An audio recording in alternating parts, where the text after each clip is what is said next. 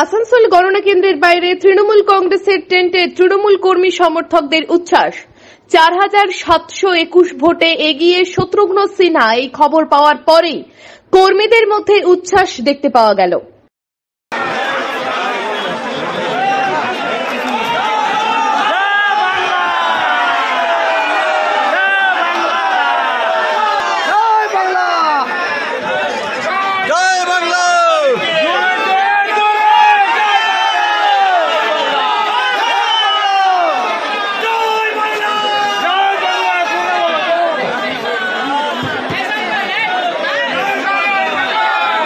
আসানসোল থেকে Soumya গাঙ্গুলির report, TV news 10।